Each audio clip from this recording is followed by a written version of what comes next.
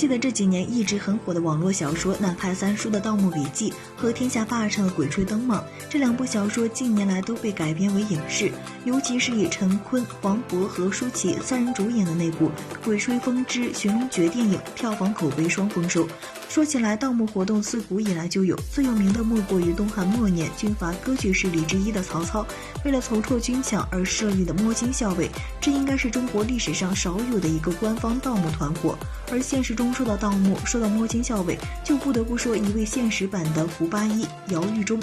1962年出生于内蒙古自治区的姚玉忠，在圈内被称为关外盗墓第一高手，和祖师爷分金点穴寻找墓穴的本领非常人难及。那么这究竟是真是假呢？我们知道，如今全球考古学家寻找墓穴进行挖掘工作以及保护文物都是借助现代高科技仪器来进行，但据说杨玉忠寻找墓穴靠的是风水学知识，从来都不需要借助任何高科技仪器，民间更是将他传得神乎其神，说他自幼传承家族本领，擅长寻龙点穴，更会观天象看风水，寻找墓穴从未失手。其实并没有如此玄乎，但他也确实有真本领。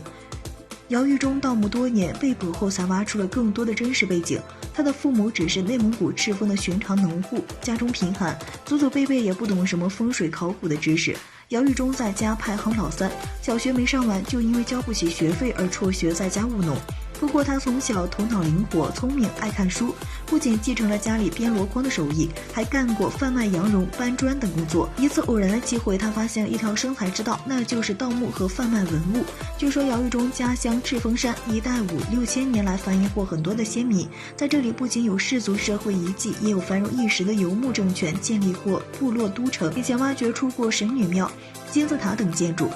还发现过金字塔民居以及数量庞大的氏族基石咒墓葬群。姚玉忠给自己找的生财之道就是挖掘和贩卖氏族基石咒墓葬群中的陪葬品。为此他阅读了大量风水学方面的书籍，又不断进入红山文化博物馆等地方实地观摩。没想到短短时间他就学会了常人一生都掌握不了的高超风水学知识。